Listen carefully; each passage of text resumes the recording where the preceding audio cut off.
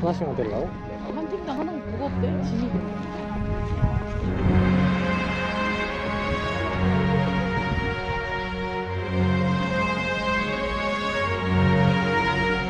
야, 중간에 거 안 껴야 돼? 안 아프겠어? 안 아프겠어? 중간에 껴있잖아.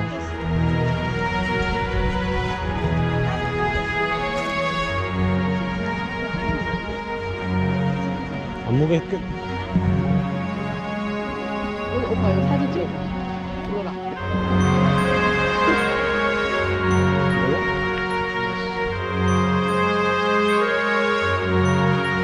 몇번 줄까?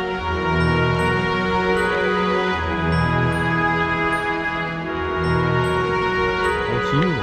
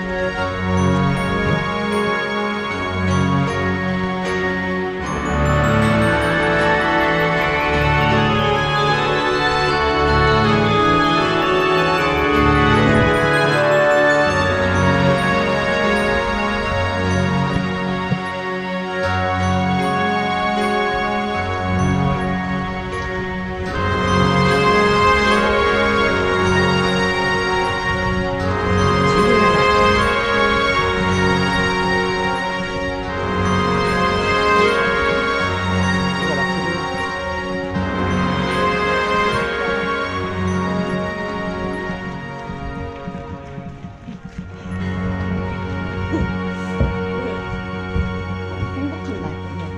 일기 써야겠다. 와. 와, 이 장난 아닌데? 그지? 여기가 외정인가 보다.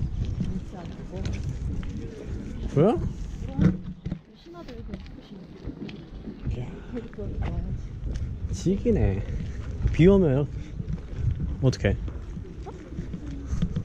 불 들어오나봐. 아, 불 안 들어. 아, 불 들어오나봐. 너무 예쁘다. 지금 해 떨어지는 넓게 서셨는데요. 조금 안쪽으로 더 오실게요. 네, 이제 정전이 명정전으로 들어오셨어요. 잘 들리시나요? 네. 어떠세요? 여기 딱 들어오시니까? 좋네요. 네. 네, 경복궁 다녀오신 분들은 거기는 되게 넓고 또 건물도 웅장해서 조금 비교가 된다 이러시는 분들도 계신데 여기도 엄청 넓네 이런 느낌은 아니지만 널찍하고 또 단아하고 고풍스러운 건물이 딱 하나 있네요. 네, 여기가 이제 중심이 되는 건물 정전입니다. 이렇게 마당도 널찍하고요. 왕이 계시는 곳이죠. 이곳에서는 이제 뭐 왕과 신하가 만나는 장소이긴 하지만 만나서 머리를 막 맞대고 의논을 하는 그런 장소는 아니에요. 아니고 이제 큰 행사를 주로 하던 그런 장소이겠습니다. 어떤 행사를 했냐 뭐냐면요. 국가적으로 이제 가장 큰 일이라고 하면은 즉위식이 있겠죠. 왕의 즉위식. 근데 계속 이제 말씀을 드리겠지만 왕이 많이 사용을 안 했어요. 왜냐하면 가족들이 주로 많이 사용을 했기 때문에 왕의 즉위식 딱 한 번 있었어요. 조선의 12번째 왕인 인종이 즉위식을 했는데요. 즉위식을 하는 곳은 주로 관례적으로 아버지가 돌아가신 궁궐 거기서 하게 되겠거든요. 근데 인종의 아버지가 중종이에요. 중종이 우리 이제 잠시 후에 가게 될 황경전에서 승하를 했던 거죠. 중종이 누구냐면 이제 장금이가 치료를 했던 그 왕이 되겠습니다. 그래서 중종이 여기서 승하를 했기 때문에 왕은 이제 저 명정문 바깥에서 즉위를 하게 되는 거죠. 우리가 즉위식이 하면은 좋은 일이라고 생각할 수 있잖아요. 물론 좋은 일 맞는데 우선은 전체적으로 보면 좋지 않은 일이에요. 흉내로 이제 나누어지거든요. 왜냐면 아버지가 돌아가신 거니까 이제 흉내로 분류가 됩니다. 그래서 이 안쪽에 먼저 와서 즉위식을 하지 않고 바깥 이 문 밖에서 먼저 이제 면류관에다 골룡포 입고 이제 대보라고 해서 도장을 받게 되죠. 그런 행사를 가진 다음에 안쪽으로 들어와서 신하들의 할애를 받고 이제 왕이 되는 겁니다. 자, 근데 인종하면은 인종인가 헷갈릴 뿐 무슨 일을 했지라고 잘 모르는 왕이에요. 그도 그럴 것이 일찍 죽었어요. 네. 왕이 좀 늦게 되기도 했습니다. 30살 넘어서 왕을 즉위를 했는데 한 8, 9개월 정도밖에 살지 못하고 일찍 죽어요. 워낙 효자였었대요. 우리가 이제 어르신들이 돌아가시면 3년상 이런 걸 하잖아요. 근데 뭐 왕은 대놓고 3년상을 하지 않지만 이제 그 행사를 치르기 위해서는 본인이 또 먹는 것도 좀 많이 먹지 않고 많이 슬퍼했다고 합니다. 그래서 이제 건강이 좀 많이 나빠져서 죽었다라고 실록에는 기록이 되어 있는데요. 또 그 이면을 들여다보면 드라마에도 많이 나옵니다만 새어머니가 문정왕후예요. 문정왕후 하면 또 동생이 윤원영, 또 뭐 올케가 정난정, 네, 이렇게 나뉘어지는데요. 그래서 뭐 새엄마가 준 떡을 먹고 죽었다. 네, 조선시대는 뭐 독살 이런 얘기 너무 흔하게 많이 나오는데요. 이제 뭐 그런 얘기가 야사에 나옵니다. 그러니까 실록에는 그런 독살이다 뭐 이런 얘기는 하지 않습니다. 네, 그래서 이제 인종이 딱 한 번 즉위식을 했고요. 또 이제 국가적으로 중요한 일이라고 하면은 결혼식이 있겠죠. 결혼식, 가례. 또 많지 않았어요. 딱 한 번 있었는데요. 보통은 이제 왕이 결혼식을 하는 경우보다 세자였을 때 결혼식을 하는 경우가 더 많은데 지금 영조가 이곳에서 결혼식을 했거든요. 가례라고 하는데요. 영조는 첫째 부인 정성왕후와 굉장히 오래 살았어요.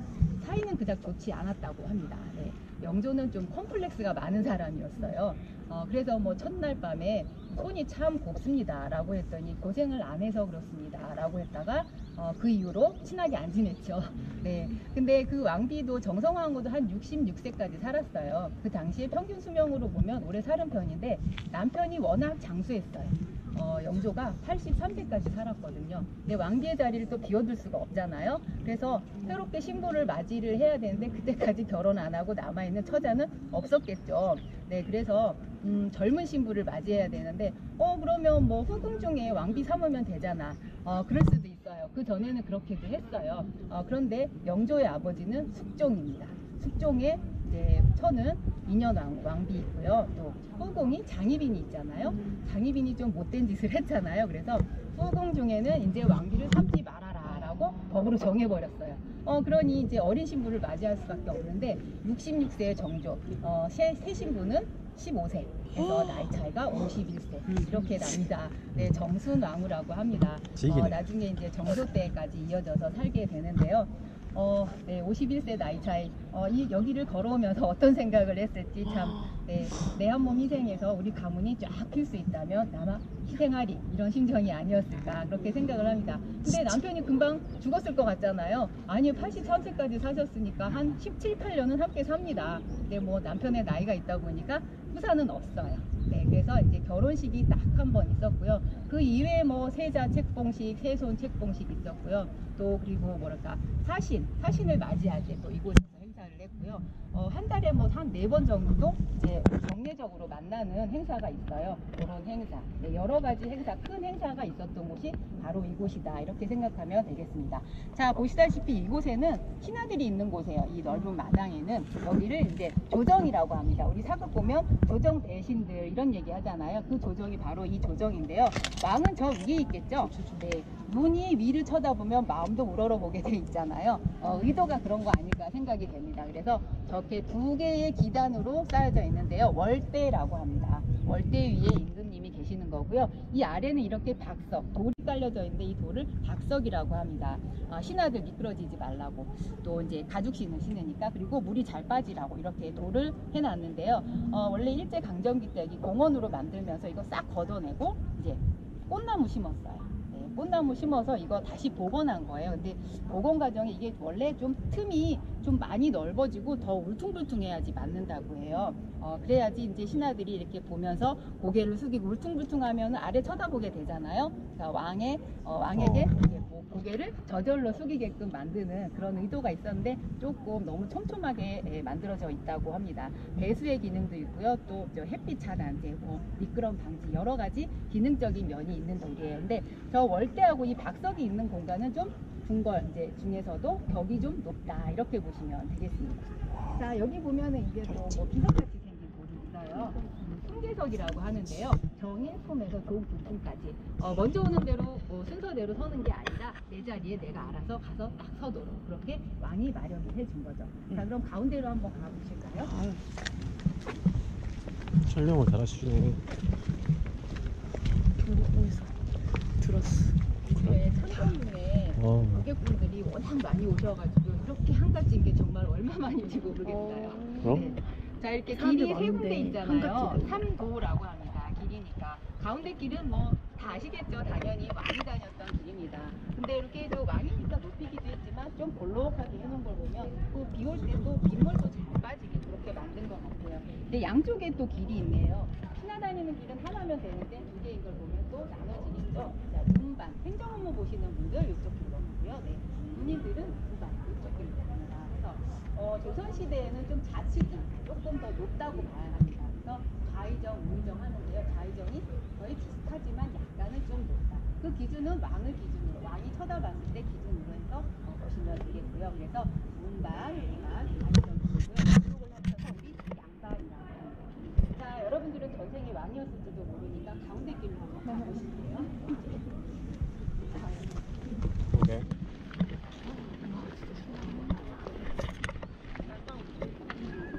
나는 왕이로다. 나는 왕이로다. 그렇게 하세. 왕이면 별로 못 사니까 별로 안 좋은데. 머리만 아파. 멋있다. 자, 근데 조선시대 왕은 잘 걷지 않았죠. 우리는 지금 뭐 전생에 왕이었을지도 모른다고 하지만 가마가 없어서 왕이 아닌 것 같습니다. 그래서 왕은 저 바깥에, 문 바깥에는 꽉 막힌 가마를 타고 와서 거기서 뻥 뚫린 가마로 갈아타고 여기까지 오게 되죠. 자, 앞쪽에 보시면은 지금 뭔가 새겨져 있어요. 자, 가까이 와서 보세요. 새가 한 쌍 있죠. 네.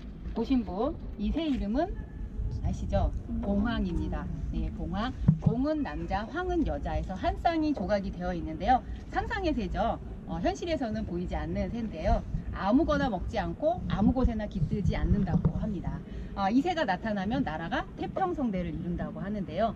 자, 왕의 마음, 백성의 마음 모두 포함된 새가 아닐까 그렇게 생각이 됩니다. 나라가 태평성대를 이루어서 또 백성들이 굶지 않고 그때는 먹고 사는 게 가장 중요한 일이었잖아요. 평안하게 살기를 바라는 백성의 마음, 내가 잘 다스려야지 하는 왕의 마음이 모두 포함된 그런 그림이라고 보겠습니다. 자, 우리는 여기서 왕이 아닌 것 같습니다. 그래서 계단으로 올라가실게요. 두 개나 있네.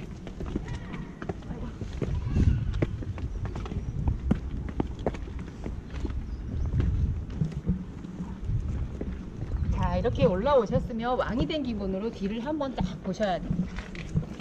느낌이 좀 다르실 거예요. 그렇죠? 여기서 이렇게 이제 왕이 신하들과 함께 뭐 큰 행사를 했을 때 기분이 어땠을까? 나는 왕이니까 뭐 내가 최고야 이런 기분보다는 내가 나라를 잘 다스려야 할 텐데 하는 이런 책임감도 많이 느꼈을 것 같아요.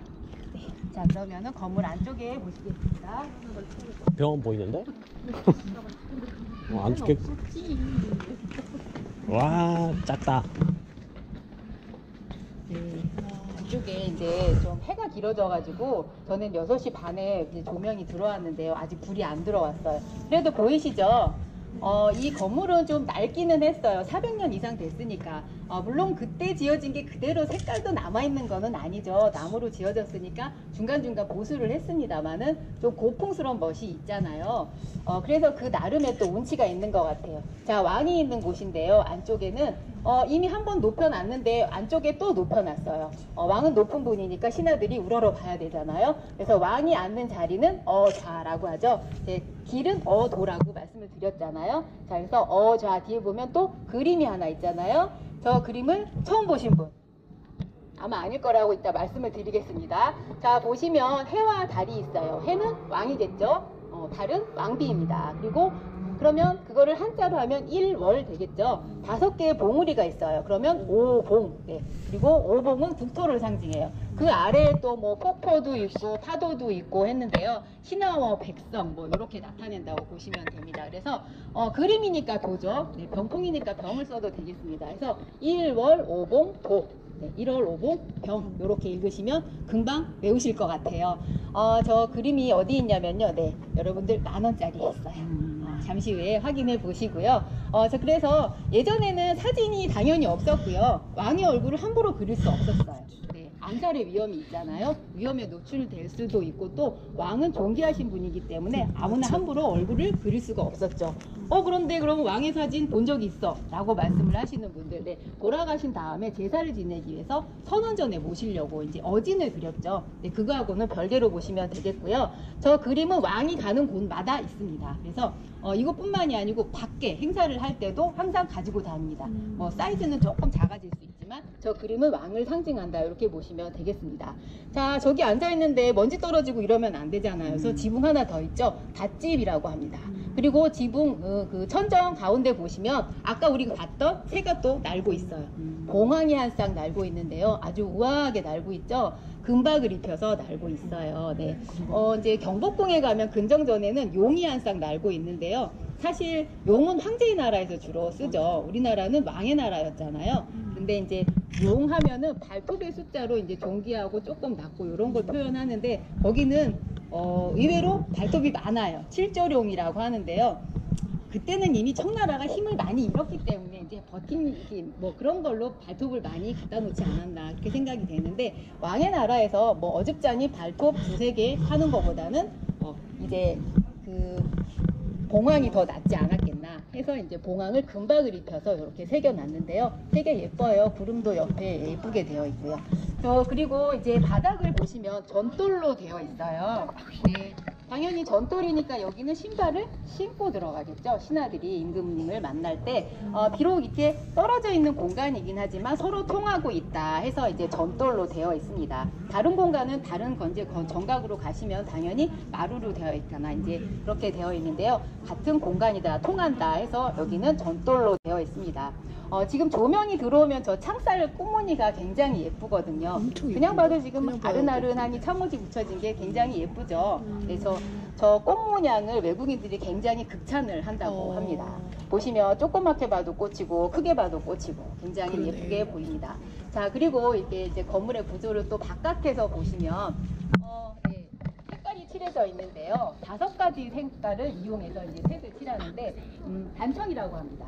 단청은 아무나 쓸 수는 없고요. 왕이나 혹은 신이 있는 곳만